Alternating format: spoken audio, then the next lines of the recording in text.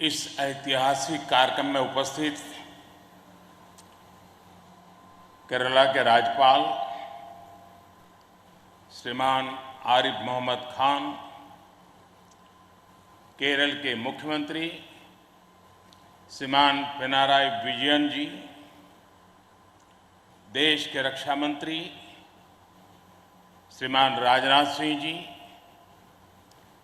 केंद्रीय मंत्रिमंडल के मेरे अन्य सहयोगीगण, chief of naval staff admiral R Harikumar ji, MD Cochin shipyard, सभी विशिष्ट एवं गणमान्य अतिथिगण और इस कार्यक्रम में जुड़े मेरे प्यारे देशवासियों, आज यहां केरला के समुद्री तट पर भारत का हर भारतवासी एक नए भविष्य के सूर्योदय का साक्षी बन रहा है। आईएनएस विक्रांत पर हो रहा ये आयोजन विश्व क्षितिज पर भारत के बुलंद होते हौसलों की हुंकार है। आजादी के आंदोलन में हमारे स्वतंत्रता सेनानियों ने जिस सक्षम, समर्थ और शक्तिशाली भारत का सपना देखा था, उसी एक सशक्त तस्वीर आज हम यहां देख रहे हैं। विक्रांत विशाल है, विराट है, विहंगम है। विक्रांत विशिष्ट है, विक्रांत विशेष भी है। विक्रांत केवल एक युद्धपोत नहीं है, ये 21वीं सदी के भारत के परिश्रम, प्रतिभा, प्रभाव और प्रतिबद्धता का प्रमाण है।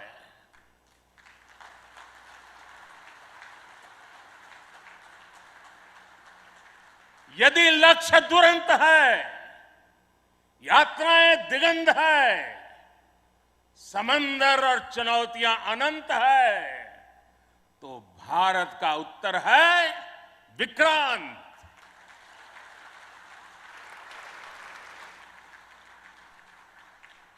आजादी के अमृत महोत्सव का अतुलनीय अमृत है विक्रांत। आत्मनिर्भर होते भारत का अद्वितीय प्रतिबिंब है विक्रांत। ये हर भारतीय के लिए गर्व और गौरव का अनमोल अवसर है। ये हर भारतीय का मान, स्वाभिमान बढ़ाने वाला अवसर है। मैं इसके लिए हर एक देशवासी को बधाई देता हूं। साथियों, लक्ष्य कठिन से कठिन क्यों न हो, चुनौतियां बड़ी से बड़ी क्यों न हो, भारत जब ठान लेता है तो कोई भी लक्ष्य असंभव नहीं होता है।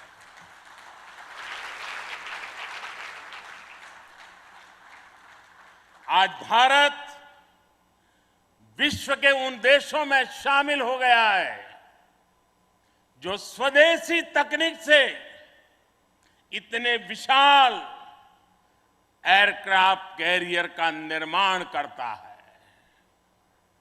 आज आईएनएस विक्रांत ने देश को एक नए विश्वास से भर दिया है। देश में एक नया भरोसा पैदा कर दिया है। आज विक्रांत को देखकर समंदर की ये लहरें समंदर की ये लहरें आह्वान कर रही है, अमर्त्य वीर पुत्र हो, अमर्त्य वीर पुत्र हो, दृढ़ प्रतिज्ञ सोच लो, प्रशस्त पुण्य पंथ है, प्रशस्त पुण्य पंथ है, बढ़े चलो, बढ़े चलो, बढ़े चलो।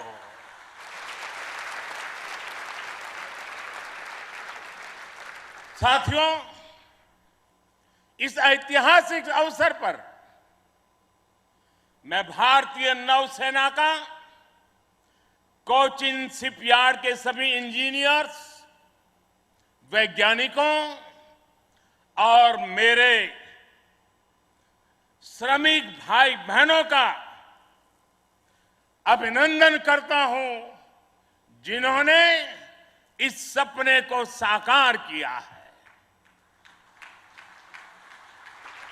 केरला की पुण्य भूमि पर देश को ये उपलब्धि एक ऐसे समय पर मिली है जब ओणम का पवित्र पर्व भी चल रहा है। मैं सभी देशवासियों को इस अवसर पर ओणम की हार्दिक शुभकामनाएं भी देता हूं। साथियों, आईएनएस विक्रांत के हर भाग की अपनी एक खूबी है, एक ताकत है, अपनी एक विकास यात्रा भी है। ये स्वदेशी सामर्थ्य, स्वदेशी संसाधन और स्वदेशी कौशल का प्रतीक है। इसके एयरबेस में जो स्टील लगी है, वो स्टील भी स्वदेशी है। ये स्टील डीआरडीओ के वैज्ञानिकों ने विकसित किया, भारत की कंपनियों ने प्रोड्यूस किया। एक युद्धपोत से भी ज्यादा एक तैरता हुआ एयरफील्ड है, एक तैरता हुआ शहर है। इसमें जितनी बिजली पैदा होती है, उससे 5000 घरों को रोशन किया जा सकता है। इसका फ्लाइट डेक भी 2 फुटबॉल ग्राउंड के बराबर है। विक्रांत में जितने केबल्स और वायर्स इस्तेमाल हुए हैं, वो कोची से शुरू हो तो काशी तक पहुंच सकते हैं।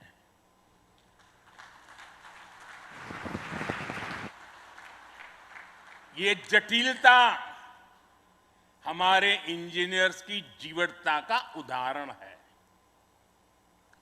मेगा इंजीनियरिंग से लेकर नैनो सर्किट्स तक पहले जो भारत के लिए अकल्पनीय था, वो हकीकत में बदल रहा है।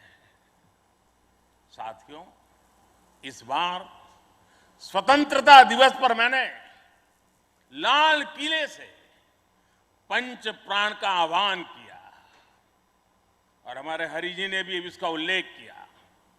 इन पंच प्राणों में पहला प्राण है विकसित भारत का बड़ा संकल्प, दूसरा प्राण है गुलामी की मानसिकता का संपूर्ण त्याग, तीसरा प्राण है अपनी विरासत पर गर्व, चौथा और पांचवा प्राण है देश की एकता, एकजुटता और नागरिक कर्तव्य। आईएनएस विक्रांत के निर्माण और इसकी यात्रा में हम इन सभी पंच प्राणों की ऊर्जा को देख सकते हैं। आईएनएस विक्रांत इस ऊर्जा का जीवन संयंत्र है। अभी तक इस तरह के एयरक्राफ्ट कैरियर केवल विकसित देश ही बनाते थे।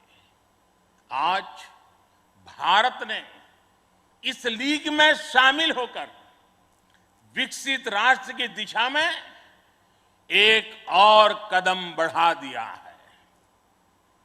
साथियों, जल परिवहन के क्षेत्र में भारत का बहुत गौरवमयी इतिहास रहा है।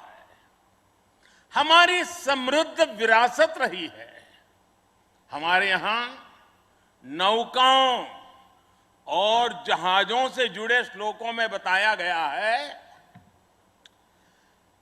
दीर्घिका तरणी ही लोला गत्वरा गामिनी तरीही जंगाला प्लाविनी चैव धारिणी वेगिनी तथा। ये हमारे शास्त्रों में इतना वर्णन है। दीर्घिका तरुणी लोला गत्वरा गामिनी जंगाला प्लाविनी धारिणी वेगिनी। हमारे यहां जहाजों और नौकाओं के अलग अलग आकार और प्रकार होते थे। हमारे वेदों में भी नौकाओं, जहाजों और समुद्र से जुड़े कितने ही मंत्र आते हैं। वैदिक काल से लेकर गुप्त काल और मौर्य काल तक भारत के समुद्री सामर्थ्य का डंका पूरे विश्व में बजता था। छत्रपति वीर शिवाजी महाराज ने इस समुद्री सामर्थ्य के दम पर ऐसी नौसेना का निर्माण किया जो दुश्मनों की नींद उड़ाकर रखती थी। जब अंग्रेज भारत आए तो वो भारतीय जहाजों और उनके जरिए होने वाले व्यापार की ताकत से घबराए रहते थे। इसलिए उन्होंने भारत की समुद्री सामर्थ्य की कमर तोड़ने का फैसला लिया। इतिहास गवाह है कि कैसे उस समय ब्रिटिश संसद में कानून बनाकर भारतीय जहाजों और व्यापारियों पर कड़े प्रतिबंध लगाए दिए गए थे। भारत के पास प्रतिभा थी, अनुभव था, लेकिन हमारे लोग इस कुटिलता के लिए मानसिक रूप से तैयार नहीं थे। हम कमजोर पड़े और उसके बाद गुलामी के कालखंड में अपनी ताकत को धीरे धीरे भुला बैठे।